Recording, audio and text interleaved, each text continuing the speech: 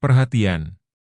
Konten ini mengandung konsep esensi ilahiyah yang membutuhkan aspek pemahaman mendalam, yang kemungkinan hanya dapat diakses dengan keterbukaan hati dan pikiran, untuk mencapai tingkat pencerahan dan kesadaran yang lebih tinggi. Assalamualaikum warahmatullahi wabarakatuh. Waalaikumsalam warahmatullahi wabarakatuh. Segala puji hanya milik Allah, Sang keberadaan yang senantiasa hadir, tegak berdiri, mengurusi seluruh kebutuhan makhluknya tanpa kecuali. Cintanya yang tanpa batas senantiasa meliputi semesta. Kekuatan positif yang beliau bagikan kepada seluruh manusia harusnya membuat seluruh manusia di kehidupan ini dapat kehidupan yang menakjubkan. Lalu kenapa kita melihat ada dua kelompok manusia? Yang pertama ada yang kehidupannya penuh dengan berkah, menakjubkan, penuh keindahan. Di sisi lain ada juga kelompok manusia lain yang kehidupannya tidak begitu indah. Banyak sekali gambaran-gambaran hidupnya yang didapatkan justru tidak sesuai dengan yang diinginkan. Sebetulnya harusnya itu merupakan sebuah teguran dari semesta kalau kita bisa membacanya. Kenapa gambaran hidup saya kok seperti ini? Karena gambaran hidup itu kan sebetulnya pencipta utamanya adalah diri kita sendiri. Pencipta gambaran hidup kita yang paling utama adalah pikiran kita. Di atas pikiran kita ada jiwa kita. Di atas jiwa kita ada energi yang paling murni, yaitu percikan cahayanya yang ditiupkan kepada kita, yang sering disebut dengan ruh. Dan ruh itu kan wujudnya adalah cahaya, tetapi bukan cahaya biasa, tetapi cahaya di atas cahaya. Jadi sebetulnya setiap kita ini ya tidak hanya memiliki bentuk energi yang paling murni, tetapi kita juga memiliki bagian dari percikan cahaya Tuhan itu. Jadi kalau di Quran kan dikatakan faida sawaituhu wa nafakhtu fihi mir ruhi faqa'u lahu sajidin. Ketika aku sudah selesai menciptakan tubuhmu, itu terjadi di rahim ibu kita, maka aku tiupkan ruhku. Jadi kalau kita sadar, sesungguhnya kita semua ini adalah jiwa-jiwa dari cahaya yang sama.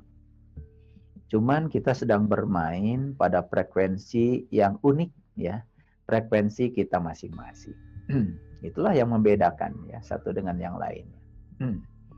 Jadi sebetulnya ya kita ini dalam hidup harus mengalami pengalaman berinteraksi dengan cahaya di atas cahaya. Harus punya pengalaman itu. Makanya di Quran kan ada kata-kata kullu nafsin zaikatul maut. Sayang sekali ayat-ayat yang berharga seperti itu didangkalkan oleh orang-orang yang terbuka mulutnya sementara pikiran dan jiwanya masih tertutup. Dan ayat itu diartikan dengan lancangnya ya oleh mereka yang dangkal. Kullu nafsin zaikatul maut, setiap yang hidup pasti mati. Itu kan sewenang-wenang ya memahaminya. Kalau setiap yang hidup pasti mati, nggak perlu ada ayat. Karena setiap yang hidup juga pasti akan mati. Jadi kan seakan-akan ayat itu kalau diartikan seperti itu menjadi ayat yang sia-sia. Padahal Allah itu kan tidak pernah menciptakan satu ciptaan yang sia-sia. Rabbana ma khalaqta hadza batilan. Karena beliau itu yang maha sempurna. Oleh karena itu mari kita mulai pakai lagi kecerdasan kita secara kritis, secara kreatif, ditambah dengan kolaborasi dan komunikasi agar kita bisa menggunakan kekuatan positif yang ada pada diri kita itu untuk menciptakan gambar hidup kita yang benar. Jadi kalau gambar hidup kita hari ini tidak menakjubkan, itu bukan soal takdir, bukan soal Allah menghendaki kita seperti itu. Ya Allah tidak menghendaki seperti itu. Ya, dan kita salah ya menempatkan Allah pun masih salah kadang-kadang. Karena Allah itu dipersepsi seperti kita mempersepsi manusia lain. Kadang-kadang kita diajarkan dari kecil kan, katanya Allah itu akan baik sama kita kalau kita baik kepada Allah. Allah itu akan menghukum dan mengazab kita kalau kita tidak baik kepada Dia. Masa begitu? Kan yang punya sifat dendam itu kan kita. Gak sopan banget ya, Allah aja disifati oleh sifat kita. Ya kamu yang kayak gitu, kata Allah. Kamu kan kalau orang baik sama kamu, kamu baik sama orang. Orang judes sama kamu, kamu juga judes sama orang. Orang jahat sama kamu, kamu juga jahat sama orang. Kan seperti yang punya sifat seperti itu ya kamu. Kan Allah mengatakan kalau kamu memuliakan aku akan muliakan kamu. Kalau kamu mengagungkan aku juga akan mengagungkan kamu. Dan kalau kamu melupakan aku tidak akan melupakan kamu. Karena aku tidak pelupa, cuman aku hanya akan menjadikan kamu lupa pada dirimu sendiri. Yang paling berbahaya kan dalam hidup itu kan lupa pada diri sendiri.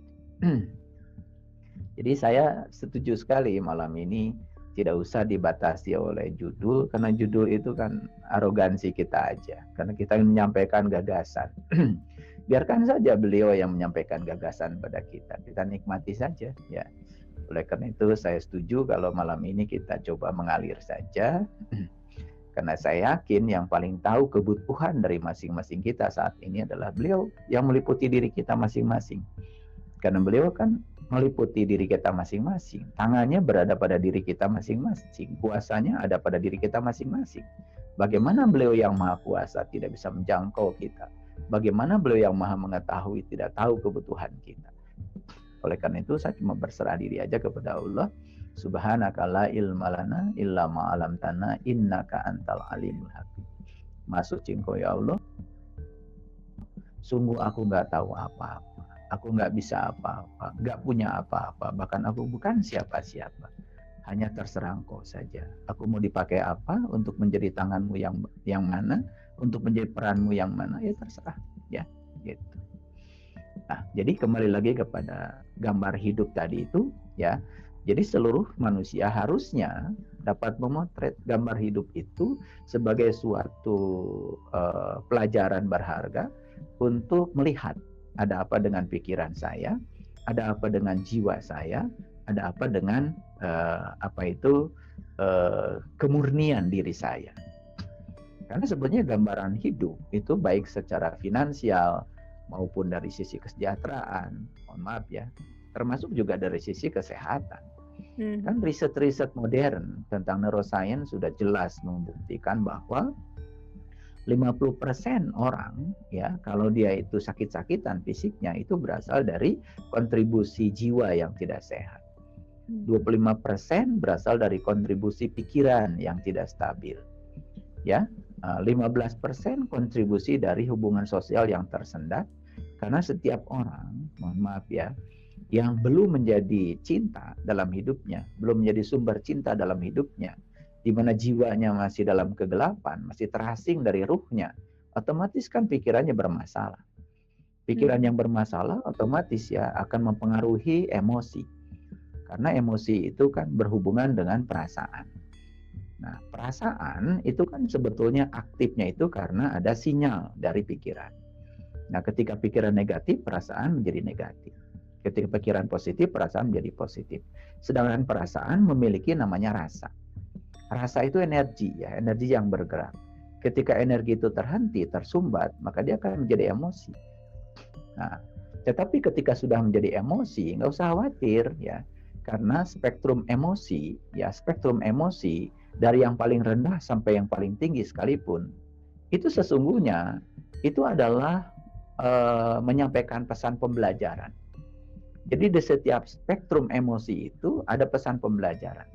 Jadi kita diajari untuk merasakan spektrum emosi rendah, spektrum emosi tinggi. Tidak ada salah benar di situ. Tidak ada spektrum emosi negatif sebetulnya. Yang ada cuma evolusi saja, evolusi kesadaran. Jadi sebetulnya kita harus memahami ya, bahwa sesungguhnya kata negatif dan positif pun sebetulnya tidak cocok lagi bagi orang yang berkesadaran. Yang ada itu adalah evolusi. Jadi evolusi itu adalah proses transisi saja sebetulnya. Kalau rumah kita sedang direnovasi, ya pasti berantakan dulu. Dan berantakan kan tidak buruk. Kan tidak mungkin rumah kita tiba-tiba baik, ya. karena direnovasi namanya juga. Jadi kalau kita tidak mau ya melakukan tidak mau terganggu karena transisi, ya aneh sekali. Transisi itu selalu saja ada proses-proses yang kita tidak nyaman, ada proses-proses yang tidak enak. Tapi proses itu bukan harus diingkari, bukan harus dihindari. Makanya kan meditasi itu bukan mengosongkan pikiran. Meditasi itu bukan mengosongkan pikiran, bukan, sama sekali tidak. Justru kita sedang melihat diri kita yang asli. Bahkan kita sedang mengizinkan ya apa yang sedang dipikirkan, sedang mengizinkan apa yang sedang dirasakan apa adanya. Dan meniti ke dalam diri itu adalah proses awal, adalah jujur pada diri sendiri. Kita harus tahu siapa diri kita, karena dengan tahu siapa diri kita secara jujur, maka kita tidak akan salah melakukan treatment pada diri kita. Kan meditasi itu pertama adalah tahu siapa diri kita, yang kedua kita tahu treatment apa yang terbaik bagi kita. Kalau kita sudah tidak jujur pada diri kita, bagaimana bisa melakukan treatment? Misalkan kita ini, mohon maaf, pemarah. Tapi kita mengingkari bahwa sesungguhnya kita ini pemarah. Dan kita pada saat kita sedang didatangi rasa marah itu, dan kemudian kita menolaknya. Dan rasa marah yang ditolak itu akan semakin menguat. Dan setiap perlawanan itu pasti akan menguat. Makanya hati-hati ya. Banyak orang belajar spiritual, tetapi makin arogan, makin merasa paling benar, bahkan merasa sudah jumpa aja dengan Tuhan. Gitu. Itu sebetulnya arogansi. Itu karena tidak tahu. Padahal sebenarnya yang sesungguhnya dia sedang menguatkan egonya sendiri. Karena apa? Ya itu karena salah kaprah. Apalagi tidak mendapatkan pembimbing yang tepat ya untuk mengembangkan potensi dirinya. Lalu kekuatan positif pada dirinya itu kan tidak berfungsi sama sekali.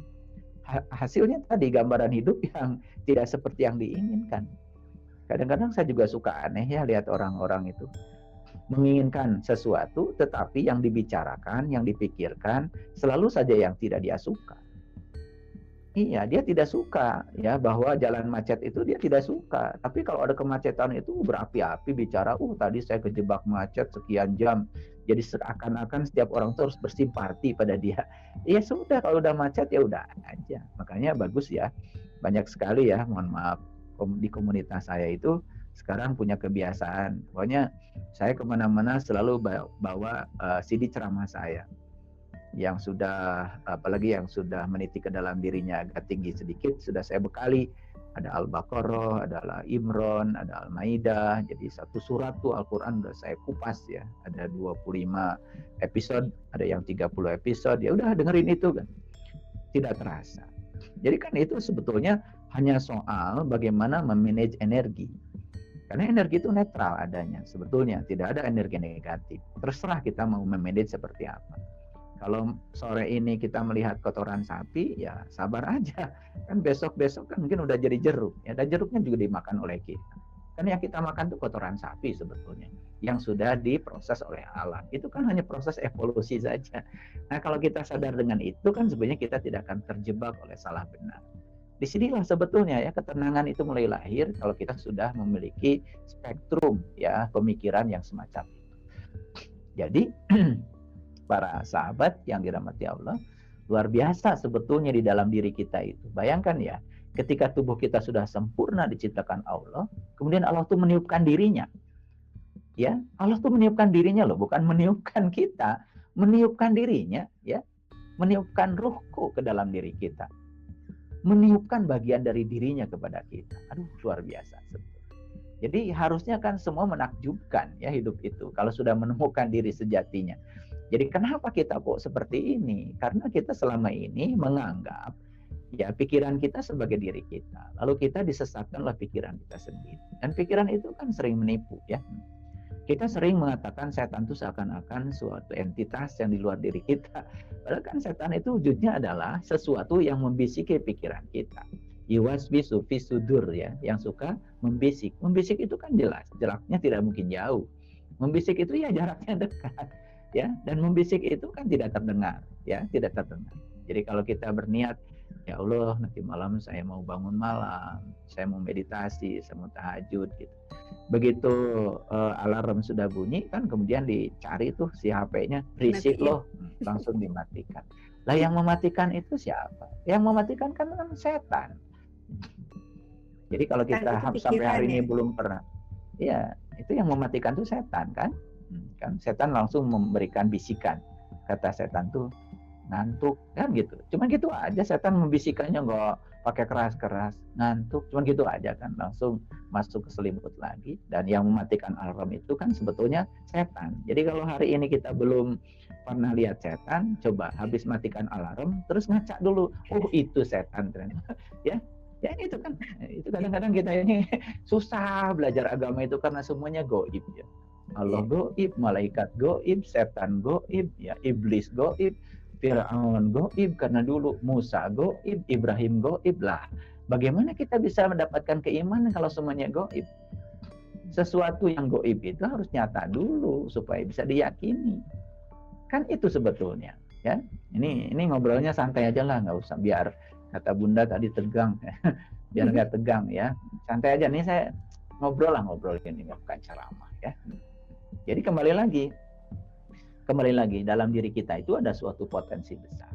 Nah, kalau kita sudah bisa ya melakukan interaksi ya dengan ruhku yang ada dalam diri kita, maka bagian dari ruhku itu yang bernama jiwa. Kalau dalam bahasa Islam kan disebutnya nur insani. Dalam bahasa lain sering disebut dengan Roh Kudus, sering disebut dengan sukma, sering ada banyak istilah-istilah ya. Istilah-istilah. Jadi ya, tidak penting sebetulnya istilah itu kan. Sebetulnya Tuhan juga sebetulnya kan nggak punya nama. Yang ngasih nama kita juga. Ya. Yang ribut kita juga. Ya. Tuhan itu kan membebaskan. Kamu panggil aku apapun ya terserah kamu. Ya. Ya. Kalau Lao Tse kan memanggil Tuhan To. Kemudian ada yang menyebut Tuhan Sang Hyang Taya, ada yang menyebut Tuhan Sang Hyang Wening. Ya terserah sebanyak apa itu sebutannya, terserah saja Tuhan anteng-anteng aja. Karena asalnya juga nggak punya nama. Kan nama itu karena kecenderungan kita aja ingin memberi nama. Yang lucunya kita setelah memberi nama seakan-akan kita udah tahu Tuhan. Padahal baru tahu nama Tuhan, itu pun yang diciptakan oleh kita sendiri. Sama ya, kita kalau udah habis dari Mekah kan ya kayaknya udah tahu deh rumahnya Tuhan gitu kan. Padahal kan di Quran itu mohon maaf ya tidak ada cerita rumah Tuhan yang dibuat oleh manusia. Nggak ada. Di Quran itu kan ceritanya cuma ada rumah Tuhan yang dibuat oleh Tuhan. Kan kalau kita melihat bahasa Quran kan, inna awala baitin wudi'a linnas. Nah, rumah awal yang aku bangun untuk berkumpulnya manusia. Nah, ini ada berkumpul nih. Berkumpul manusia dengan siapa? Ini karena pikiran kita sudah terdistorsi, langsung aja pikirannya itu berkumpul manusia dengan manusia. Sebut saja haji, umroh, karena kita memang ngumpul di sana. Ya kalau ngumpul kan di rumah juga tiap hari ngumpul. Di lapang bola juga sepak bola ngumpul, di lapang voli juga ngumpul. Jadi ngumpul itu sebetulnya bukan manusia dengan manusia. Ngumpul itu adalah manusia dengan Tuhan. Di mana ya? Di rumah Tuhan. Supaya bisa ngumpul dengan Tuhan, ya jelas dong, kita harus berkunjung ke rumah Tuhan. Makanya untuk berkunjung ke rumah Tuhan harus tahu dua alamat Tuhan. Setelah tahu alamat Tuhan, ya kita akan tahu di mana rumah Tuhan. Setelah tahu rumah Tuhan, kan ada pekerjaan berikutnya, pintunya sebelah mana, kan begitu. Setelah ketemu pintunya belum selesai, kuncinya yang mana, kan gitu. Setelah ketemu kuncinya, baru kita buka pintunya, baru masuk. Begitu masuk ke rumah Tuhan, itu bahasa Arabnya kan disebutnya hijjul bait, berkunjung ke rumah Tuhan. Nah, berkunjung ke rumah Tuhan ngapain? Bukan lihat rumah Tuhan. Ya, ngapain lihat rumah Tuhan? Di Quran pun dikatakan, "Falyabudu rabb hadzal bait." Jangan kau sembah rumahnya, sembahlah yang punya rumah. Kan gitu. Dibaca tiap sholat, li ila fi Quraisy ila fihim rihlatas sita'i was-shaib falyabudu rabb hadzal bait. Kan gitu. Sembah yang punya rumah, sembah yang punya rumah. Jangan sembah rumahnya. Cuman karena kita nggak ngerti. Makanya hebat sebetulnya ya. Quran itu ya, Quran itu kan QS ya, Quran surat. Yang namanya surat itu kan pasti ada pesan. Saya kirim surat ya ke Bunda Ise. Ya, saya kirim surat ke Bunda Ise. Pasti kan kalau yang namanya ngirim surat, itu kan di dalamnya itu ada pesan yang disampaikan. Nah, Bunda Isa nanti akan membalas pesan apabila merespon pesan saya, apabila ngerti kan? Iya. Pertama ngerti bahasa yang saya tulis. Yang kedua bisa baca dong Bunda Isanya. Yang ketiga bisa menyimak yang saya tulis.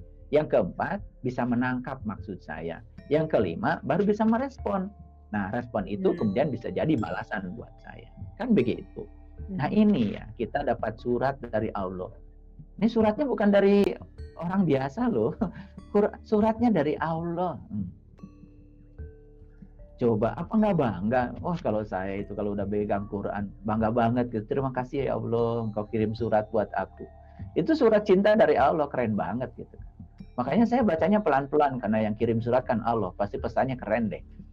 Iya, makanya begitu saya baca falyabudu rabb hadzal bait, ya sembah yang punya rumah, sembah yang punya rumah. Kan timbul respon dari saya. Gimana caranya saya bisa menyembah yang punya rumah? Di mana engkau ya Allah? Rumahmu di mana? Bagaimana cara masuknya? Kan kemudian saya melakukan upaya. Lalu mencari kan? Gitu. Inna awwala baitin wudi'a linnas lalladzi bibakata mubarakah. Lalu di Quran dikatakan, carilah tempat yang tersembunyi dan diberkahi. Bakah. Bakah itu bukan Ka'bah. Ini karena dekat biasanya pakai ilmu apa namanya itu? Ilmu teka-teki ya. Ilmu jalan pintas. Oh, ilmu cocoklogi. Kan biasanya pakai ilmu cocoklogi ya. Karena ada bakah di Quran. Ini kayaknya enak nih kalau diterjemahkan Ka'bah gitu. Padahal kan bakah itu bahasa Arab. Artinya adalah tempat yang tersembunyi. Tetapi di sini kata-kata tempat yang tersembunyi yang diberkahi. Nah, harus dicari dong tempat yang tersembunyi dan diberkahi itu di mana. Dikasih tandanya di situ ya. Fihi ayatum bayyinah. Di dalam bait itu ada tanda Tuhan yang terang benar. Gitu. Maqamu Ibrahim, bahkan di dalamnya juga ada level Ibrahim. Waman dakhalahu kana aminan. Siapa yang bisa masuk ke dalamnya, amanlah dia. Walillahi ala nas, wajib setiap nas, setiap manusia, hijjul bait, berkunjung ke rumah itu. Manis tato'a ilahi sabila. Nah, diterjemahkan lagi konyol. Manis tato'a ilahi sabila diterjemahkan bagi orang yang mampu. Wah, itu main teka-teki lagi. Padahal kan sabila itu artinya jalan tol. Jalan tanpa hambatan, bypass lah kalau di kita. Kalau jalan sempit kan namanya torik. Makanya kalau kita berdiri di Mekah ya, di Masjidil Haram ngalangin jalan kan, si polisi bilang torik. Maksudnya tong cicing didinya, eta ngahalangan jalan kan. Tapi gitu. orang kita ngomongnya tarik gitu. Jadi ya, namanya tarik. Padahal torik, ya torik itu kan ada torikot. Torikot itu adalah ya sebuah perjalanan menuju Tuhan. Kan gitu. Jadi torik itu artinya jalan. Kalau sabil itu jalan besar, jalan bebas hambatan. Dan kita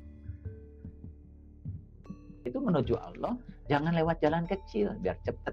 Jalan bebas hambatan, jalan yang besar. Makanya manis tato'a ilaihi sabila. Jadi haji itu bagi semua manusia yang tahu jalannya, bukan bagi yang mampu. Ya. Makanya ya tahu dulu jalannya.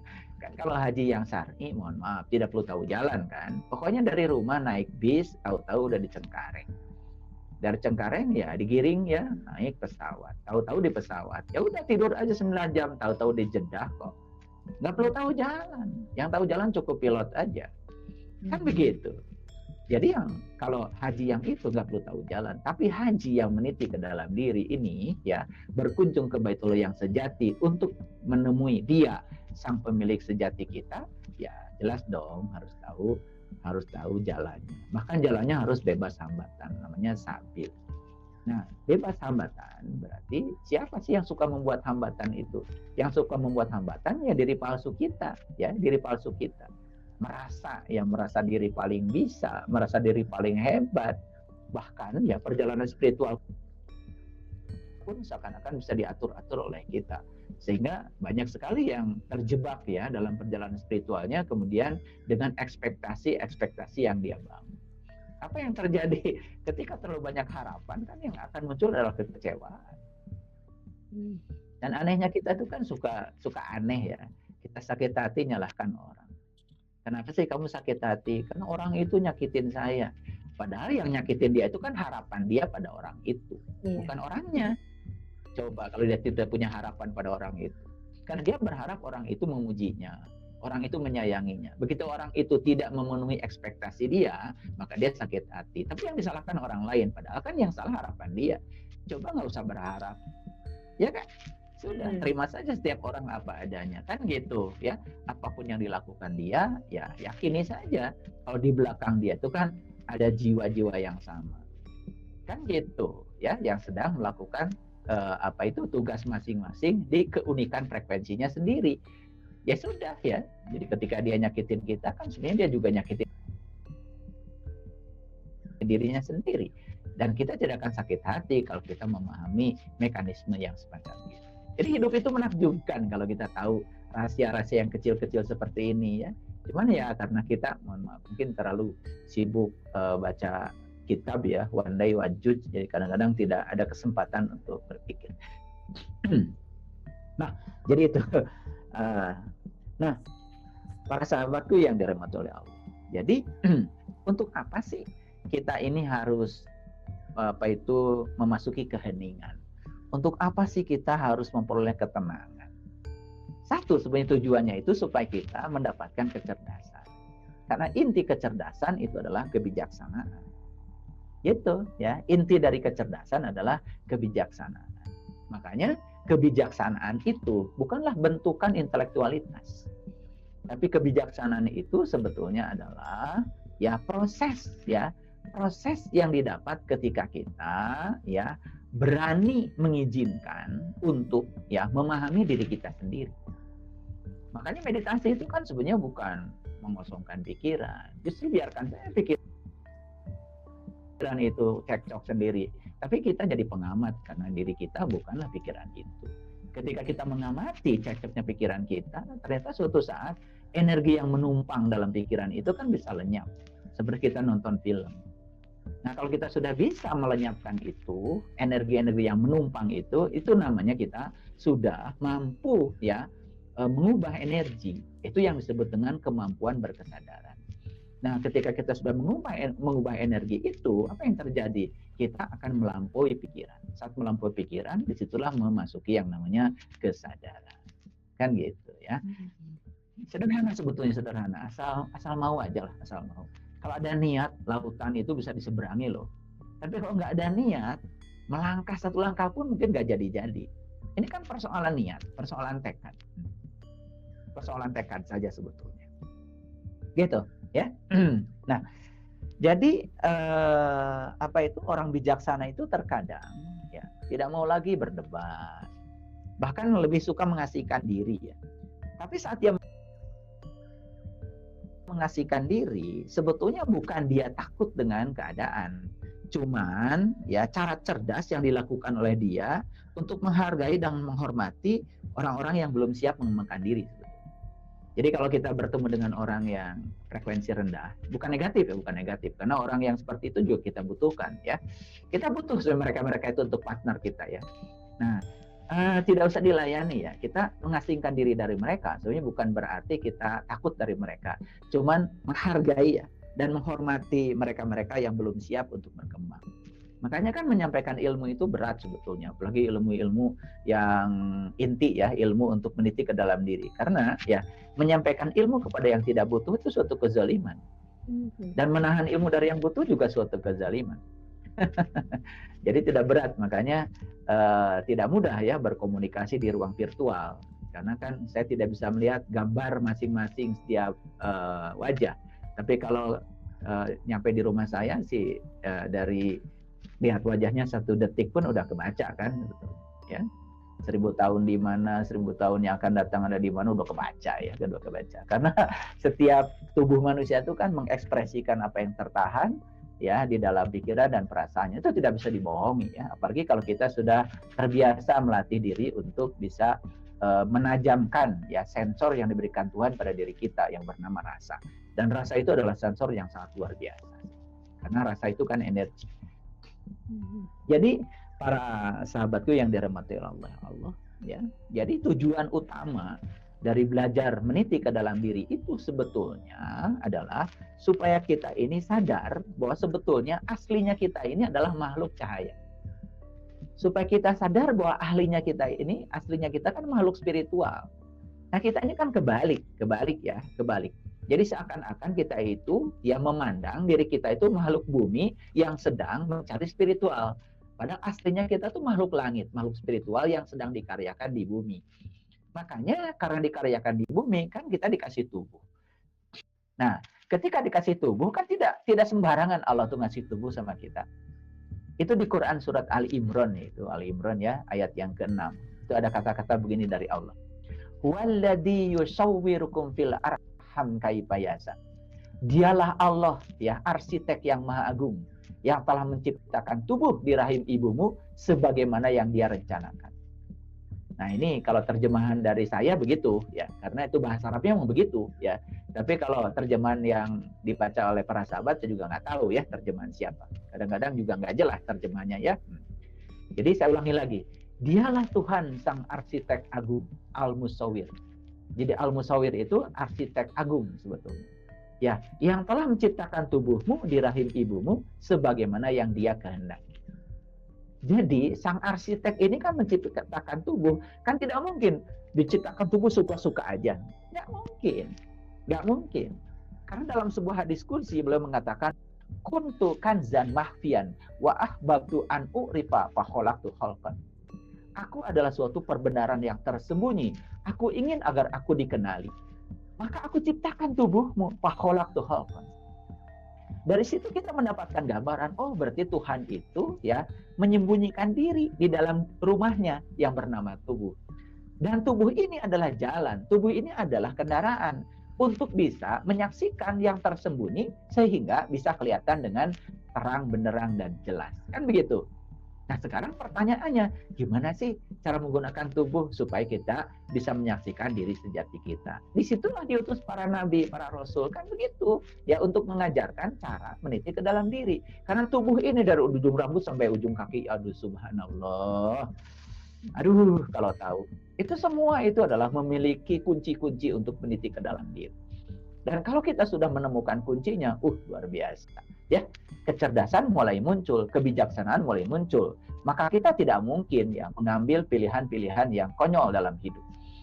Gitu ya. Jadi tidak mungkin lagi tadi ya ingin hidup yang disukai, tetapi yang dipikirkan dan dibicarakan yang tidak disukai. Ya, begitu gagal usaha cerita kemana-mana, gagal usaha ketemu teman arisan langsung terisak-isak. Aduh, saya ini usaha lagi gagal. Oh itu, udah gitu nyalahin pandemi lagi. Karena pandemi, banyak cerita negatif semua ceritanya. Padahal kan pandemi juga tidak dikehendaki, usaha gagal tidak dikehendaki, tapi kok dibicarakan? Aneh sekali ya. Kadang-kadang begitu. Bicarakan saja yang kita suka, yang kita ingin itu terjadi. Coba lihat keajaiban mulai datang. Itu hukum tarik menarik. Karena hukum tarik menarik itu tidak pernah gagal ya. Menarik sesuatu, like attracts like. Yang serupa menarik yang serupa. Jadi kalau kita belajar fisika dulu, ya belajar kelistrikan misalkan, itu hukum tarik menariknya berbeda, ya muatan positif menarik muatan negatif. Yang positif dengan positif tolak menolak, yang positif dengan negatif tarik menarik. Tapi hukum tarik menarik spiritual yang namanya law of spiritual attraction, justru like attracts like. Yang serupa menarik yang serupa. Jadi ya semua yang kita tarik dalam hidup sekarang ini ya itu sebetulnya tidak mungkin orang lain yang menariknya kecuali kita sendiri. Cuman kan kita tidak tahu mekanisme kekuatan itu bekerja. Nah, karena kita tidak belajar bagaimana mekanisme kekuatan itu bekerja menarik semua menjadi gambar hidup kita, lalu kita menjadi tidak jujur pada diri kita. Dibungkuslah dengan ya pembenaran-pembenaran yang ilusi. Macam ya tambah sesat aja karena pikiran diikuti seperti itu. Ya, semakin tidak menakjubkan hidup, ya. Akhirnya semakin salah yang mempersepsi Tuhan kita sendiri. Jadi Tuhan yang Maha Cinta ini sudah dipersepsi dengan cara yang salah. Karena aneh sekali ya. Orang ceramah di masjid-masjid, di tempat-tempat ibadah, Tuhan kita itu Maha Kaya, Al-Ghani. Wow, luar biasa. Tetapi dia juga masih ragu ya pada dirinya sendiri. Yang memikirkan hari esok aja masih penuh dengan kecemasan. Jadi benar kata apa itu Kang Sujiwo Tejo ya, menghina Tuhan itu nggak usah nginjek-injek kitab sucinya katanya. Ragu aja kamu dengar ya sudah menghina Tuhan. Jadi di mana katanya Tuhan Maha Kaya? Di mana katanya Tuhan Maha Gagah? Oh, kamu memble gitu. Jadi kan itu tidak koheren ya, tidak koheren. Nah ini kan sebetulnya nggak tahu ya kenapa saya perhatikan banyak sekali ya di antara kita ini terkadang melakukan apa itu tindakan-tindakan yang incoherent ya, jadi tidak koheren. Yang diinginkan begini, yang dipikirkan begitu, yang diinginkan begini, yang dibicarakan begitu. Jadi sungguh sangat aneh. Nah, para sahabat, jadi kalau kita ini adalah aslinya makhluk spiritual, kan harusnya kita ini menjadi pembawa cahaya dong. Dan pembawa cahaya itu jelas harus ya memberikan pengetahuan tentang cara hidup yang bijaksana dan penuh cinta kasih. Karena yang ditiupkan kepada kita kan sumber cinta. Gitu, ya. Harusnya kan begitu. Jadi kita memberikan cara hidup yang bijaksana dan penuh cinta kasih. Makanya ciri-ciri pembawa cahaya itu, yang pertama biasanya memberikan cara hidup yang bijaksana dan temanya itu selalu cinta kasih. Temanya selalu cinta kasih. Jadi mohon maaf. Jadi kalau ada orang yang membicarakan Tuhan, tetapi kok galak banget gitu ya, serem gitu ya. Lalu nakut-nakutin, berdebat gitu. Ya, itu mohon maaf ya, itu perlu ada mereka itu ya untuk melihat cahaya itu kadang-kadang perlu kegelapan. Kan pola fenomena pikiran kita bekerja itu kan begitu ya. Untuk memahami keteraturan itu memang perlu kekacauan. Untuk memahami rekondisi itu memang perlu ada kehancuran. Untuk memahami cahaya itu kadang-kadang memang perlu kegelapan. Karena siang hari juga ada bintang tapi nggak kelihatan. Baru kelihatan bintang malam hari karena ada kegelapan. Kan sebetulnya. Tapi kegelapan itu sebetulnya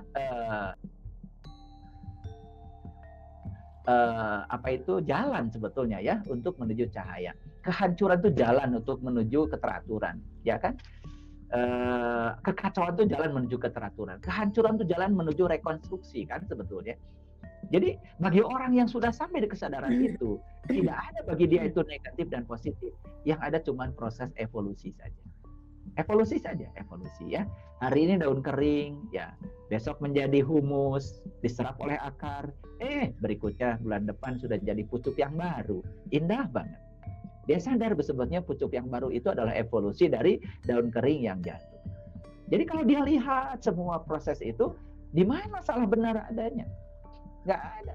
Semua sempurna adanya. Cuman penilaian kita terhadap itu menjadi salah benar. Ya, semua orang mengatakan sekarang Semeru ya memuntahkan erupsi dan semua bilang itu musibah. Tapi coba dengar ya kata-kata saya. Mungkin 5-10 tahun yang akan datang di sekitar Semeru itu nanam pisang gede-gede, nanam singkong gede-gede, ya nanam sayur subur, nanam cabai subur. Pasti semua yang bilang hari ini musibah, besok-besok bilang, oh alhamdulillah panen saya luar biasa, berkah. Kan sebenarnya ngasih judul musibah, kita yang ngasih judul berkah kita juga. Padahal itu hanya proses evolusi saja. Nggak ada benar salah di situ. Semua sempurna kok. Aduh, kalau kita sudah bisa melihat kehidupan seperti itu, anteng saja kita tidak terjebak ya oleh pasang surut kehidupan, tidak terjebak oleh gelombang. Karena gelombang itu kan fenomena permukaan. Gelombang itu fenomena permukaan. Jadi gelombang itu di samudra terjadi karena fenomena permukaan. Di bawah samudra tidak ada gelombang. Gelombang itu adalah fenomena permukaan. Makanya sepanjang kita di permukaan, kita akan naik turun. Makanya di Quran surat Ali Imran ayat yang ke-49. Nanti boleh dibaca deh sendiri di rumah ya. Ali Imran ayat 49. Dikatakan begini. Jadi sebetulnya penyakit manusia yang harus segera disembuhkan itu 3. Penyakit yang pertama adalah ya tertutupnya ya penglihatan kolbu kepada Tuhan, yaitu kebutaan. Kebutaan itulah. Dan kebutaan itu kan sebetulnya melihat manusia pun kita buta ya. Hanya melihat manusia dari sisi luarnya saja. Tidak bisa melihat ya Adam itu di balik Adamnya. Padahal kan sudah ada contoh di Quran ya, ketika iblis itu disuruh sujud pada Adam, kemudian dia tidak mau sujud, dia dengan angkuhnya kemudian memperdebatkan soal asal muasal dirinya, karena diri yang ciptakan dari api, Adam dari tanah, lalu dia mengatakan seakan-akan api itu lebih mulia dari tanah. Itu kan klaim dari proyeksi egonya sendiri. Yang menyatakan api lebih mulia daripada tanah itu kan dirinya sendiri. Padahal di semesta ini kan api dengan tanah ya sama-sama kita butuhkan. Tanah kita butuhkan buat hidup, api juga dibutuhkan buat masak. Kalau kita bisa mengendalikan api, kan nggak ada yang salah dengan api. Kalian juga tidak hidup hari ini kalau nggak ada api, betul nggak? Coba, gimana kalau nggak ada api? Emangnya nasi apa itu beras mau dibahem aja, dicapek ya sama kita keras-keras kan gara-gara ada api kan kita bisa makan nasi, betul nggak? Jadi apa yang salah dengan api?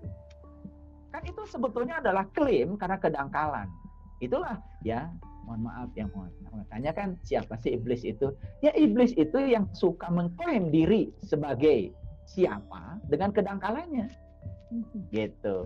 Jadi kalau ditanya apakah di ruangan ini ada iblis? Ya tanya aja, apakah kita suka mengklaim sesuatu karena kedangkalan kita? Ya itu. Jadi sebenarnya kita ini kan kadang-kadang bicara iblis goib ya. Padahal iblis itu kan tiap hari di rumah, makan, minum, mandi, pakai baju, kan gitu ya. Cuman melihat sesuatu dengan kedangkalan. Jadi karena tidak tahu pesannya. Jadi cerita tentang Tuhan menyuruh iblis itu sujud pada Adam itu cerita masa lalu saja. Seakan-akan dialog itu tidak terjadi dalam kekinian. Karena belajar tidak secara konseptual, tidak secara kontekstual. Akibatnya kita hanya pandai bercerita. Padahal itu kan kejadian terjadi dalam diri kita. Nah, siapa malaikat? Kan sederhana. Ketika malaikat disuruh sujud, malaikat itu langsung sujud. Karena malaikat itu tidak mengklaim dirinya siapa. Ya kan? Bahkan malaikat kan terbuat dari cahaya kan. Harusnya kan malaikat lebih kencang lagi. Nggak mau, saya kan terbuat dari cahaya. Adam terbuat dari tanah. Kan kalau mau gitu-gituan harusnya kan malaikat. Betul nggak? Iya. Tapi malaikat tidak begitu. Disuruh sujud, sujud saja. Kenapa? Karena yang dilihat oleh malaikat bukan Adam secara fisik, tetapi yang dibalik Adam. Nah, karena dia udah tembus pandang kesadarannya, itu yang dia lihat bukan Adam sebagai sosok manusia. Yang dilihat dia adalah ya yang dibalik Adam. Jadi kalau ditanya siapa sih iblis dan siapa malaikat, sederhana kalau bagi saya. Ya iblis dari kita juga, malaikat bisa jadi dari kita juga.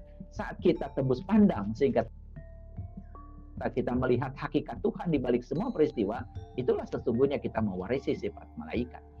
Tetapi ketika kita sedang memandang sesuatu dari kedangkalan pikiran kita, ya iya, kita akan dijebak dan disesatkan pikiran kita sendiri. Saat itu kita sedang menjadi iblis. Jadi kan sebetulnya sosok itu ada pada diri kita. Itulah yang namanya meniti ke dalam diri. Jadi meniti ke dalam diri itu tidak usah ya, mau kemana nih Bunda Isu? Saya mau cari iblis berburu. Ya. Oh, kadang-kadang kan, mohon maaf ya, sekarang ini ada berburu hantu. Ya, kadang-kadang ada juga, mohon maaf, wah ini di dalam tubuh kamu ini ada jin nih, harus dikeluarkan. Diruqyah. Iya, itu gimana sih? Memang di setiap manusia juga ada jin. Kan jin itu bahasa Arab, artinya sesuatu yang tersembunyi. Sesuatu yang tersembunyi pada diri kita itu ada. Bakat kita, potensi kita. Makanya kita sekolahkan supaya jinnya pada keluar. Ini kita mau aja dibohong-bohongi. Oh ntar saya ini siapkan aja ayam hitam. Nah, nanti begitu ayam hitamnya nggak ada, nanti dia pasti ngasih solusi. Ayam hitamnya sudah ada di saya, tinggal dibeli dengan harga sekian. Ujung-ujungnya menipu juga. Tapi kita kan selama ini menganggap jin itu sebuah entitas di luar diri kita. Padahal jin itu kan sesungguhnya bahasa Arab, artinya sesuatu yang tersembunyi. Makanya bayi ketika ada di rahim ibu kan disebutnya juga janin, karena kita nggak bisa lihat. Begitu keluar nggak janin lagi, semua panggilnya bayi kok. Kenapa sih kok janin dipanggil bayi kok? Begitu di dalam janin, di luar bayi, kita nggak pernah nanya. Ya nggak pernah nanya, kita juga gitu-gitu aja, nggak sadar-sadar ya, kan gitu ya. Jadi jin itu ada pada diri kita ya. Ya, kekuatan yang tersembunyi pada diri kita itu semuanya jin kok. Kecerdasan yang belum tampil untuk diasah itu juga jin. Jadi jin itu memang harus dikeluarkan, bukan diruqyah. Dikeluarkan sehingga itu menjadi potensi diri kita, gitu. Ya. Makanya minal jinnat. Iya. semua yang tersembunyi pada diri kita, ayo deh, ya itu kan titipan semesta pada diri kita. Asah oleh diri kita supaya semuanya menjadi kekuatan positif, dan kekuatan positif menarik yang positif. Kan keren kalau begitu. Ya, gitu. Ini saya ngelantur kayaknya ya, ngomong dari tadi kemana aja. Iya kan, takjub banget Ayah dari tadi jadi mendengarkan terus. Tapi boleh nggak Jadi Ayah? kembali lagi pada Ali Imran yang ayat 49 tadi. Ya, saya tidak memunculkan ayat biar mengalir aja, nanti baca aja deh ayatnya ya. Gitu. Baik. Jadi saya juga tidak bacakan bahasa Arabnya karena saya juga tahu kalau dibacakan bahasa Arabnya juga nggak ngerti. Jadi udah saya bongkar isinya aja deh. Jadi satu ya, tugas kita itu adalah membebaskan diri dari kebutaan. Bayangkan coba ya, bayangkan ya. Kalau kita nyetir mobil dalam keadaan mata tertutup, bisa nggak terbayang? Tidak. Bayangkan kalau kita semua nyetir sepeda motor, semua matanya ditutup. Bisa nggak? Bisa. Membayangkan nggak? Bisa bayangkan. Betapa kekacauan akan terjadi. Gitu kan? Nah, jadi penyakit yang pertama adalah kebutaan. Terutama kebutaan dari kolbu kita sendiri. Nah, akibat kebutaan itu sehingga kita tidak bisa memahami apapun. Nah, yang kedua, akibat kebutaan itu kita menderita penyakit yang lebih parah lagi. Penyakit yang kedua adalah ya, penyakit kulit. Dan penyakit kulit itu bukan panu, bukan kurap, bukan kudis, itu nggak ada bahayanya. Itu sudah ada obatnya kok di apotek. Yang paling bahaya itu adalah penyakit kulit, itu penyakit luar. Karena kita cuma ngerti luarnya saja. Kita hidup di permukaan. Ketika hidup di permukaan, kita akan terjebak fenomena gelombang. Dan gelombang itu naik turun, naik turun, naik turun. Kan gitu. Itu fenomena permukaan. Makanya iman juga sebenarnya nggak ada. Iman itu naik turun. Iman tuh nggak ada di Quran naik turun. Yang ada itu adalah huwaladzi anzala sakinata fi qulubil mu'minin liyazdadu imanan. Gak ada iman berkurang. Gak ada iman negatif. Yang berkurang itu adalah imannya orang yang mengaku beriman. Ya Anda mengaku beriman aja kok. Yang namanya mengaku itu kan, mohon maaf, sesuatu tuh baru bertambah kalau ada modalnya. Gini. Saya punya duit 10 juta di rekening saya. Saya cek nih, ternyata Bunda Ise kasih uang 100 juta. Kan saya bilang nambah itu. Nah kalau saya tidak punya rekening, nggak ada saldo, kan bukan nambah. Bukan nambah. Jadi bukan ada. Nambah itu. Iya, diadakan namanya. Diadakan. Jadi adakan dulu duitnya baru nambah. Adakan dulu imannya baru nambah. Gimana sih? Cuman ngaku beriman, tiba-tiba besok bilangnya iman saya tuh kadang-kadang naik, kadang turun. Ya lu gak ada imannya. Kok ngaku naik, ngaku turun, ngaku nambah, ngaku kurang. Itu gak juga iman ciptaan sendiri. Gak punya saldo. Ya gak ada saldo. Nah makanya di Quran, surat Al-Fat itu kan artinya keterbukaan. Kan dimulai dengan kata-kata inna fatahna laka fatham mubina. Sesungguhnya aku telah memberikan keterbukaan kepada kamu. Fatham mubina, keterbukaan yang nyata. Keterbukaan apa? Ya keterbukaan penglihatan kolbu. Begitu penglihatan kolbu terbuka, bahasa Qur'annya disebutnya kasyaf. Maka di ayat lain Allah mengatakan fakasyafna anka gidoaka fabasaru kal yaumal hadid. Pada hari ini aku bukakan tirai yang menutupi penglihatan kolbumu sehingga penglihatanmu menjadi amat tajam. Nah, kasyaf itu tingkatan ketiga. Tingkatan yang pertama adalah ma'rifah. Tingkatan yang kedua adalah musyahadah. Tingkatan yang ketiga namanya mukasyafah. Mukasyafah itu adalah tersingkapnya segala rahasia. Baru masuk pada aspek yang keempat, mahabbah. Gimana sih bisa mahabbah tersingkap aja enggak? Tiba-tiba ngaku, aduh aku sangat mencintai Rasulullah. Aku sangat mencintai Allah Tuhanku. Ntar dulu. Kapan ketemunya loh? Kan gitu ya. Gimana? Kalau kata orang Jawa aja kan, witing tresno jalaran soko kulino. Timbulnya tresno itu karena sering ketemu. Ya gimana bisa ketemu? Rumahnya aja sampai sekarang belum tahu. Pintunya juga sebelah mana tidak tahu. Apalagi kuncinya nggak tahu. Dibawa-bawa kemana-mana seumur-umur cuman karatan aja, nggak pernah dipakai buka. Tapi tiba-tiba mengklaim diri sebagai orang yang beriman. Padahal baru mengaku beriman. Karena iman itu harus diadakan dulu. Nabi Musa itu ya ketika mengaku beriman, itu kan indah banget dalam Quran surat Al-A'raf ayat 143. Ini kalau sedang ngalir nih ayat-ayat Qurannya, makanya saya sedang ngalir ya udah izinkan saya mengalir aja. Dan saya menyebut ayat-ayat ya tadi, catat aja gitu karena ini nggak bisa dibendung, yang nggak bisa dibendung. Ini sedang on fire nih kayaknya dengan alam tinggi. Kan dikatakan di situ, qala subhanaka tubtu ilaika wa ana awwalul mu'min. Sekelas Nabi Musa saja itu imannya tuh diawali loh. Kan saat itu Musa minta melihat Tuhan. Gini ceritanya Al-A'raf 143 tuh gini. Ya Tuhanku, nampakkanlah diri Engkau kepadaku agar aku dapat melihatmu. Wajar kan? Ingin mengimani Tuhan, wajar kan kalau pengen melihat. Tapi apa kata Tuhan dalam ayat itu? Tuhan berfirman, kamu gak akan sanggup melihatku, hai Musa, tapi lihatlah ke puncak kesadaranmu. Dalam bahasa Quran disebutnya Tur, gunung. Gunung itu bukan Gunung Semeru, Gunung Merapi. Aduh, kacau lagi kita nih belajar agama.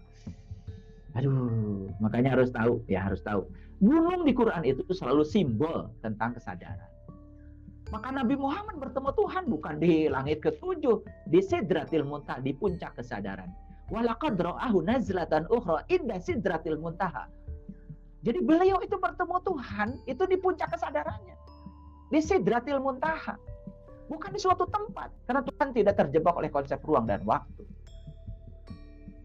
Jadi kalau ada orang yang menjelaskan Tuhan, jelas yang dijelaskan itu adalah persepsi dia tentang Tuhan, bukan Tuhan yang dimaksud. Tuhan dijelaskan kok. Tuhan dijelaskan, diterangkan gimana sih? Nggak bisa diterangkan, nggak bisa dijelaskan, tapi bisa ditemui dan dirasakan kehadiran. Itu yang keren.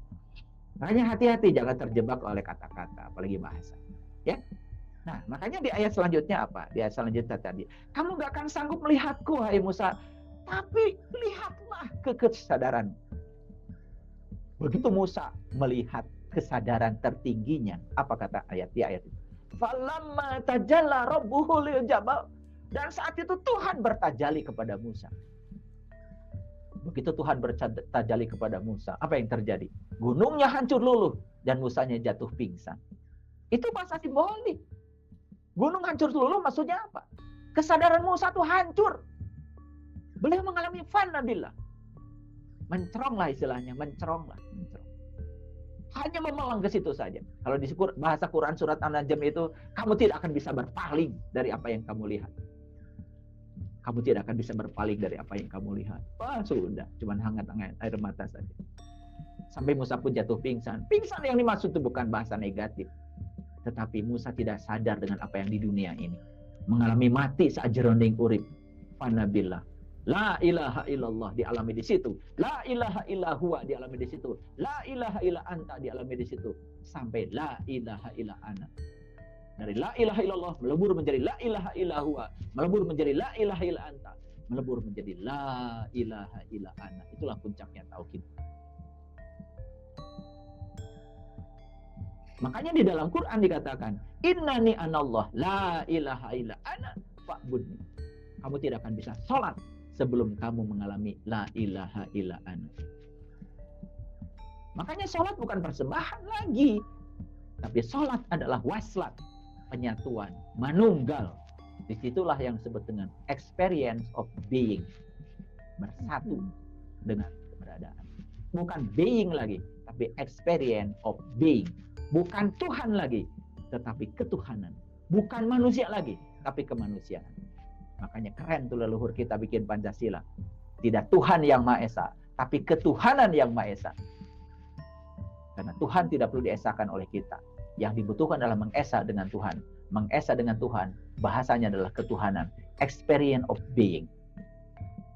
Nilai manusia bukan terletak pada manusia, pada kemanusiaannya. Anda baru disebut manusia kalau Anda memunculkan sifat kemanusiaan Anda. Kan gitu. Harusnya kemanusiaan manusia itu kan penuh cinta kasih, toleran. Ya, karena kemanusiaannya manusia kan ruhku, keilahian Tuhan yang ditiupkan ke dalam dirinya. Ketika dia bisa memunculkan keilahian Tuhan pada dirinya, baru tahaluk bi akhlakillah, berakhlak seperti akhlaknya Tuhan. Aduh, keren banget. Kalau bisa mencapai ke situ ya. Ini saya jadi ngelantur nih ya, ngomongnya kemana-mana. Ya ayah. Makanya puncaknya pengalaman Musa apa? Qala subhanaka tubtu ilaika wa ana awwalul mu'minin. Maha suci Engkau ya Allah, aku datang kepadamu. Jadi taubat itu bukan minta ampun. Dari kata taba ya tubuh, taubatan, datang. Tubtu ilaika, aku datang kepadamu. Jadi Musa itu datang kepada Tuhan. Dan begitu datang kepada Tuhan, ya ayat Tuhan nafsul mutmainnah, irji'i ila rabbiki radiyatan mardiyah, fadkhuli fi ibadi wadkhuli jannati. Masuk dalam rangkulan Tuhan, baru mengatakan wa ana awalul mu'minin. Inilah awal aku beriman. Itu yang namanya modal. Jadi kalau modal itu sudah dicapai, baru ya surat Al-Fat tadi berjalan. Inna fatahna laka fatham mubina liyaghfira laka Allahu ma taqaddama min dambik wa ma ta'akhir wa yutimma ni'matahu 'alaika wa yahdiyaka siratan mustaqim wa yansuraka Allahu nasran aziza walladzi anzala sakinata fi qulubil mu'minin liyazdadu imanan. Imannya bertambah terus karena sudah ada modal. Jadi orang yang beriman tidak mungkin berkurang kalau imannya sungguhan. Nah, yang suka naik turun kayak gitu itu nggak jelas, itu nggak jelas itu. Kalau bahasa Quran surat Al-Baqarah itu namanya wa minan nasi may yaqulu amanna billah wa bil yaumil akhir wa ma hum bimu'minin. Banyak manusia yang mengaku beriman, pada sesungguhnya mereka bukanlah orang-orang yang beriman. Yukhadi'unallaha walladzina amanu wa ma yakhda'una illa anfusahum wa ma yash'urun. Mereka sedang menipu dirinya sendiri, cuma mereka tidak sadar. Wa ma yash'urun. Ya bagaimana bisa sadar? Ya, dia belum sadar kok. Makanya penyakit yang ketiga diceritakan di surat Ali Imran itu. Yang pertama tadi apa? Kebutaan. Penyakit yang kedua adalah penyakit kulit. Fenomena kedangkalan. Ya, lihat coba orang yang dangkal ya. Belajar Quran dangkal. Aduh, nyalahkan orang. Menebarkan kebencian pun atas nama Tuhan dan agama. Aduh, luar biasa ya. Tapi kita juga butuh mereka ya, butuh mereka. Kita tidak akan tahu mutiara kalau tidak ada sampah. Kita perlu debu ya untuk tahu mana berlian. Makanya kan ma'rifat itu mengubah debu menjadi mutiara, mengangkat hamba sahaya ke tingkat raja-raja. Karena ini soal peningkatan kesadaran. Nah, penyakit yang keempat adalah penyakit kematian kesadaran. Penyakit yang ketiga ya. Jadi nanti baca sendiri deh ya. Kalau baca nggak ngerti nanti beli aja CD-nya satu paket surat Al Imran. Jadi iklan saya ya. Boleh nanti saya indikan fasilitasi. Oke. Jadi penyakit yang pertama adalah kebutaan, penyakit yang kedua adalah kulit. Penyakit fenomena kedangkalan, penyakit kulit, dan penyakit yang ketiga yang luar biasa ini adalah penyakit kematian kesadaran. Makanya Rasulullah mengatakan manusia ini kelihatan seperti hidup saja, sibuk pergi pagi pulang sore. Tetapi apa sih yang mendrive dia untuk sibuk? Mohon maaf para sahabat, jangan-jangan yang mendrive kita sibuk itu cuma rasa takut kita aja. Takut kekurangan, takut gak makan, takut gak punya duit, takut gak kebeli rumah. Bukan Tuhan yang mendrive kita. Yang mendrive kita adalah rasa takut kita sendiri. Tapi kalau ngomong, sepertinya dia didrive oleh Tuhan. Makanya ketika sholat, keren banget. Inna sholati wa nusuki wa mahyaya wa mamati lillahi rabbil alamin la syarikalah wa bidzalika umirtu wa ana awwalul muslimin. Kata Allah, bohong. Yang mendrive kamu dalam hidup adalah rasa takutmu, rasa cemasmu, rasa khawatirmu, bukan aku. Cuma banyak yang tidak sadar. Makanya saya dulu pernah dalam perjalanan spiritual saya dikasih hadiah oleh seorang teman. Buku judulnya sampai sekarang masih ingat. The Purpose Driven Life. Hidup yang digerakkan oleh tujuan. Wah, saya itu meleleh air mata saya. Karena di situ banyak pertanyaan. Apa yang menggerakkan hidupmu? Apakah takut kekurangan uang? Apakah itu saya banget itu waktu itu. Saya udah minta ampun pada diri saya sendiri, karena sesungguhnya yang membuat saya sibuk dari pagi sampai malam itu bukan Allah lagi, tapi yang membuat saya sibuk adalah ego saya sendiri. Rasa takut saya, rasa cemas saya Saya takut nggak punya rumah, takut nggak bayar cicilan mobil. Wah, luar biasa. Begitu saya bebaskan ya rasa takut itu. Maaf, saya juga nyicil mobil sama ya. Karena ya memang cara untuk dapatnya kan begitu. Tapi saya setiap cicil mobil saya bilang sama Allah, ya Allah, kan semuanya punya Engkau. Aku cuma hak guna pakai saja. Tidak ada milikku. Bahkan aku pun milik. Jadi saya ikrar kalau di leasing kayak gitu. Tolong Engkau sendiri yang bayarin ya. Karena ini kan punya Engkau, bukan punya saya. Itu dibayarin tiap bulan. Jadi tidak pernah diambil sama leasing. Itulah sebetulnya. Menakjubkan. Nanti kita bisa ceritalah lebih dalam tentang itu. Baik, mungkin itu ya. Lanturnya saya. Mohon maaf tadi tidak terbendung. Jadi udah nggak kerasa ini udah berapa lama ini saya ngomong. Terima kasih para sahabat semuanya. Mohon maaf. Assalamualaikum warahmatullahi wabarakatuh. Waalaikumsalam warahmatullahi wabarakatuh. Terima kasih Ayah Guru. Aduh, takjub banget ya kita sampai dari tadi mendengarkan Ayah Guru ini. Sebenarnya banyak sekali tadi lagi Ayah Guru bicara tuh yang keluar dari pikiran kita, ingin bertanya ini gitu. Tapi kemudian datang lagi yang baru, jadi kita terpaku untuk mendengarkan. Tapi Ayah tadi waktu Ayah bicara itu, karena tidak semuanya juga pertama masalah iman ya. Iman itu kan harus ada depositnya dulu ya sebelum kita tambah dulu gitu Ayah ya. Ya. Jadi sebenarnya modal pertama depositnya apa sih Ayah? Yang konkretnya yang bisa kita lakukan gitu. Ya. Iman itu kan kalau menggunakan definisi Rasul. Saya menggunakan definisi hadis ya. Jadi kita langsung menggunakan de jure biar pakai dasar hukum. Rasulullah mengatakan al-iman tasdiqun bil qalbi.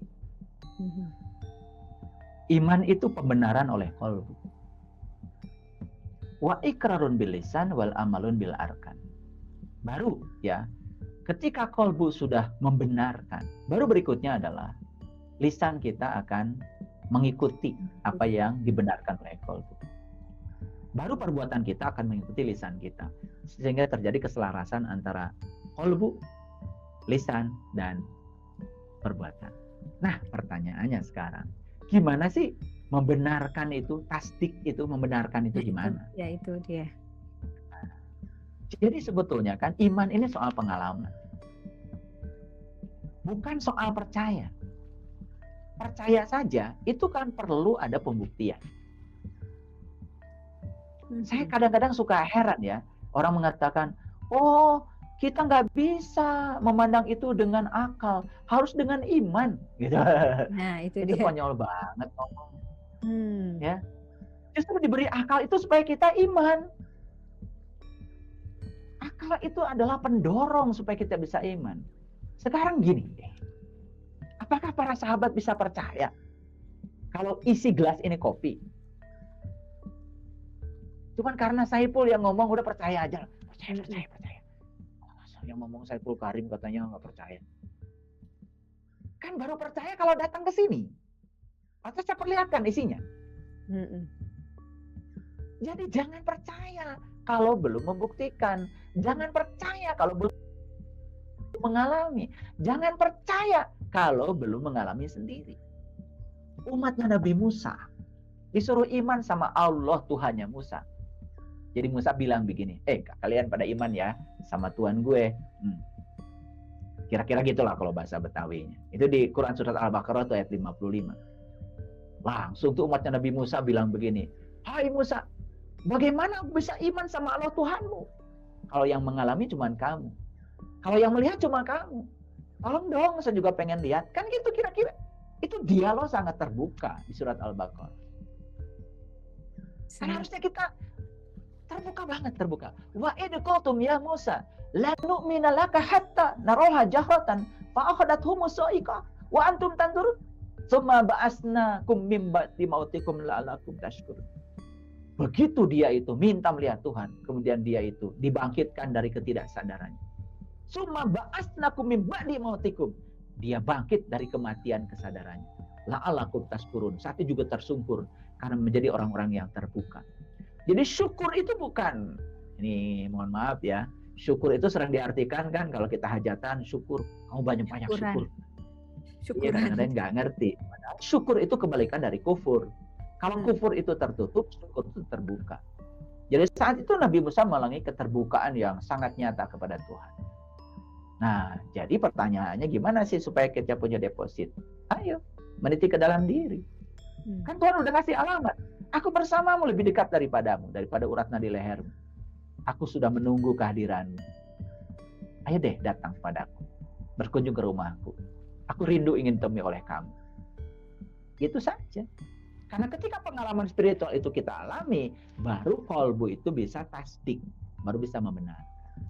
Nah, selama ini kan kita membenarkannya, udah jangan dipikirin, percaya aja. Masa gitu?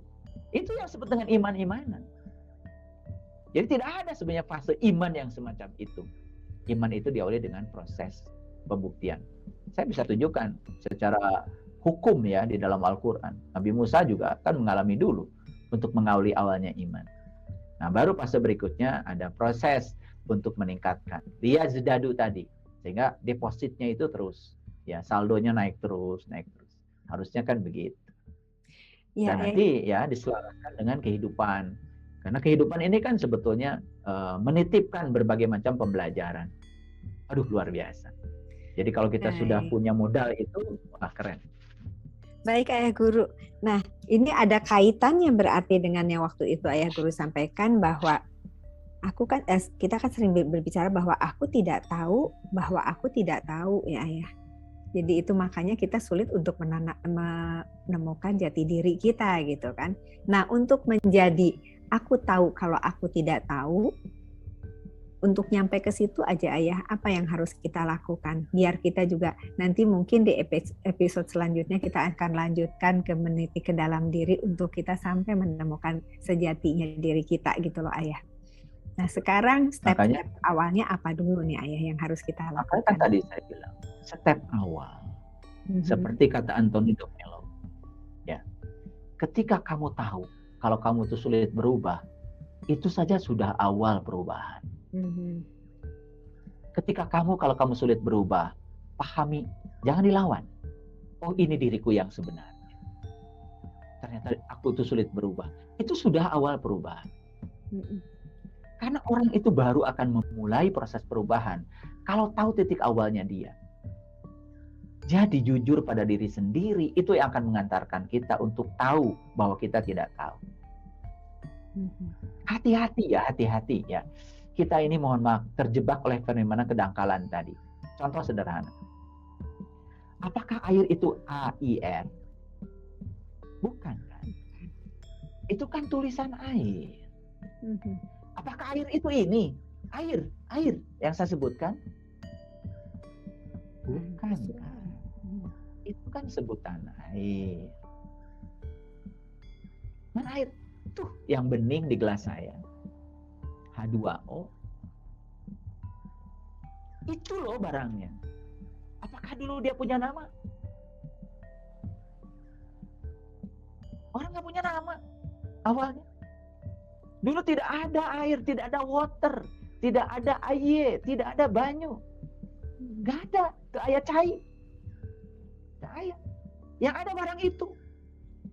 Dulu juga belum ketemu rumus kimianya H2O, belum ketemu. Setelah ahli kimia dan ahli fisika kemudian meneliti asal muasal alam semesta, masuk pada teori atom, lalulah ketemu yang namanya atom hidrogen. Baru ketemu atom oksigen. Ketika berpadu dua atom hidrogen, ketemu satu atom hidrogen, jadilah H2O. Dia membentuk molekul air. Jadi mana sih air? Yang itu kan, bukan AIR, bukan sebutannya, tapi itu kan, yang diam itu yang hening.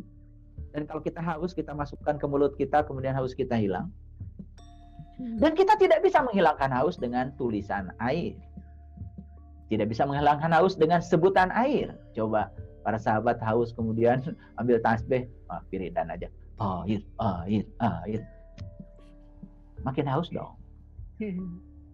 Logika yang sangat sederhana, ya. Kan kita tidak mungkin menyebut-nyebut nama Tuhan untuk bisa merasakan Dia. Kan harus menyatu. Saya bisa merasakan air kalau mau menyatu dengan air. Saya harus menceburkan diri sama basahnya. Ketemu zatnya, ketemu sifatnya.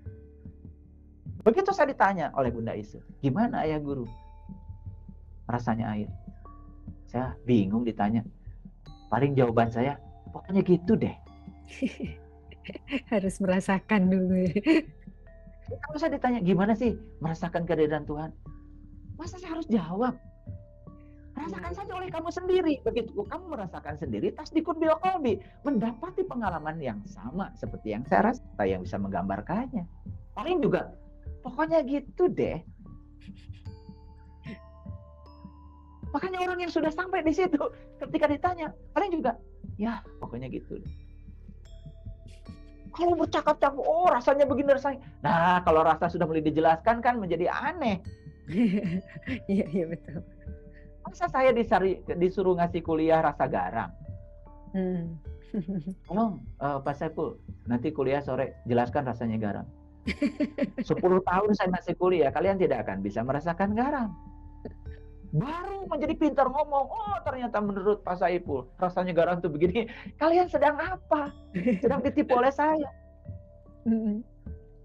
Kalian merasakan garam, saya kasih kan garamnya satu-satu. Ayo Bunda Isa dulu. Ayo Bu Lilis sekarang. Gimana Bu Lilis rasanya garam? Kumahanya suruh Bu Lilis. Pokoknya gitu deh. Betul nggak? Iya. Akhirnya kita tidak bisa menjelaskan lagi. Makanya saya berulang-ulang mengatakan, kalau ada orang yang menjelaskan Tuhan, itu jelas bukan Tuhan. Itu persepsi dia tentang Tuhan. Gimana kok yang tak terbatas kok bisa dijelaskan? Jadi tapi kadang-kadang banyak sekali ya membual di mana-mana ya. Berbohong di mana-mana, udah berbohong luar biasa ya. Membawa orang lain juga pada kesesatan yang sama seperti dia. Makanya kan di dalam Injil itu ada sindiran yang luar biasa. Dapatkah orang buta memimpin orang buta? Tidakkah dia akan masuk ke dalam lubang yang sama? Nah, keren banget sebetulnya. Jadi kalau ditanya gimana awalnya, ya harus deposit, harus mengawali. Nabi Muhammad itu membawa para sahabat di zamannya untuk deposit dulu. Ayo, ikuti aku. Makanya kan dalam di Quran dikatakan, laqad kana lakum fi rasulillahi uswatun hasanah liman kana yarjullah. Kan begitu. Sesungguhnya pada diriku, kata Rasulullah, ada teladan yang sempurna loh. Tentang apa ya Rasulullah? Tentang cara menemui Tuhan. Liman kana yarjullah. Nah, kita sayang sekali ya kalau bicara tentang kenabian Rasulullah, itu bicara tentang cara tidurnya, cara makannya, cara berkeluarganya, cara berpakaiannya, yang lain-lain. Padahal di Quran itu udah ada batasan. Liman kana yarjullah. Cara yang itu saja. Yang lain-lain, antum a'lamu bi umri dunyakum. Kamu hidup di negara yang berbeda, geografisnya berbeda, maka kamu hiduplah sesuai dengan kondisi dan geografis negara. Gitu. Jadi urusan peradaban sesuaikan saja dengan adat istiadat kita, ya, gitu. Jadi mohon maaf nih, saya ada yang tanya juga sama saya, kok katanya Pak Saiful kalau ceramah nggak pakai peci. Saya bilang, saya nggak punya peci, gitu. Jadi dan saya terus terang ya, saya itu udah ke dokter berkali-kali. Kalau kepala saya ditutup pakai peci itu pusing saya itu. Alergi terhadap peci. Jadi mohon maaf gitu. Dan bagi saya ya peci bukan soal simbol agama. Itu kan budaya saja. Karena simbol agama itu kan akhlak sebetulnya.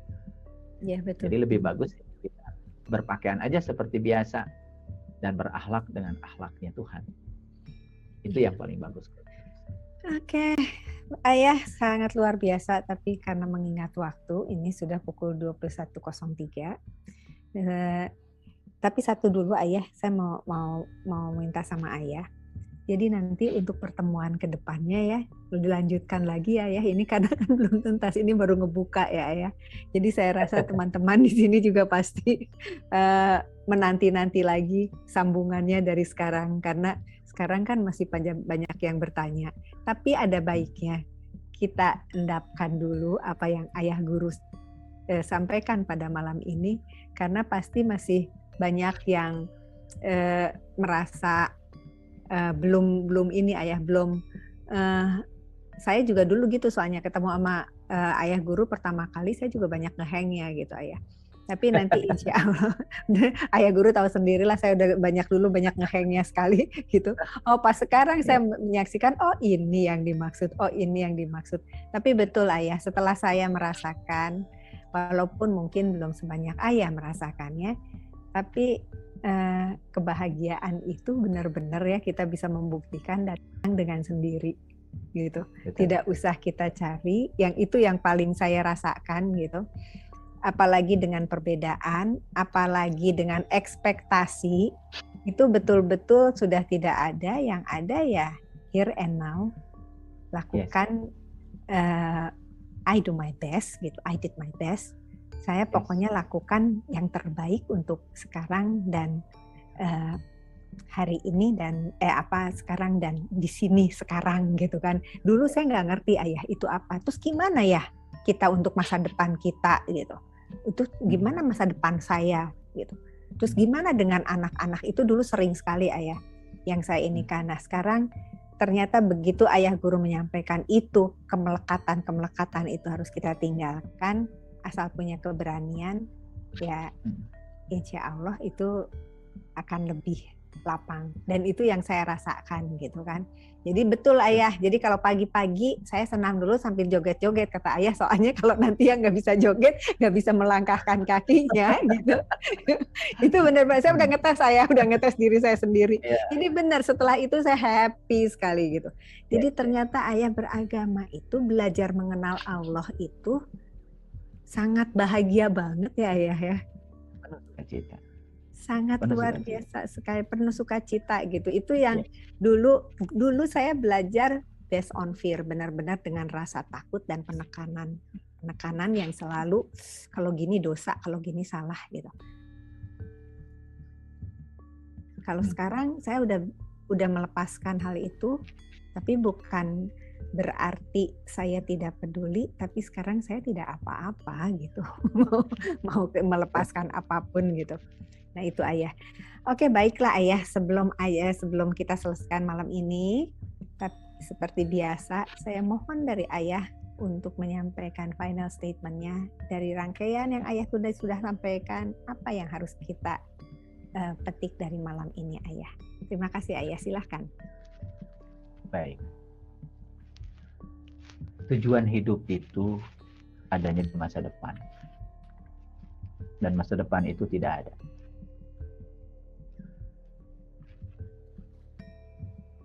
Oleh karena itu maka hidup itu sendiri itulah tujuan hidup. Hadirlah di sini saat ini sekarang. Lakukan secara totalitas apapun. Karena totalitas hari ini akan menghasilkan totalitas baru hari esok. Jangan hidup dengan kesempurnaan, karena kesempurnaan tidak ada. Kesempurnaan itu jauh di masa depan, dan masa depan tidak ada. Kalaupun besok kita hidup, kita akan hidup seperti kita memperlakukan hidup saat ini. Sekarang mari kita tanya jujur pada diri kita semua. Apakah saat ini kita nyaman? Nyaman bukan? Uang ada, rumah ada, keluarga ada, makanan ada, dan semua ada walaupun apa adanya. Kita akan memperlakukan setiap episode kehidupan kita seperti kita memperlakukan saat ini. Hadirlah di sini saat ini sekarang, maka kita akan bebas rasa cemas dan rasa khawatir. Satu kuncinya, temukan diri sejatimu. Karena puncaknya kesadaran ada di dalam diri. Bahagia tidak pernah lo titipkan di luar. Kalau bahagia dititipkan di harta, enak dong yang punya harta banyak. Yang punya harta banyak cuman senang dan tidak pernah bahagia. Karena bahagia Allah titipkan di dalam dirimu masing-masing. Dan Allah sebetulnya sudah menitipkan kebahagiaan pada semua orang. Temukan kebahagiaan di dalam. Maka ketika menemukan kesucian di dalam, semua di luar menjadi sangat suci. Ketika kita menemukan kemuliaan di dalam, semua di luar menjadi mulia. Kemanapun kau memalingkan wajah, selalu akan mendapatkan wajah Allah. Itu pesan terakhir dari saya. Terima kasih. Terima kasih ayah, sangat luar biasa. Tepuk tangan dulu untuk ayah guru.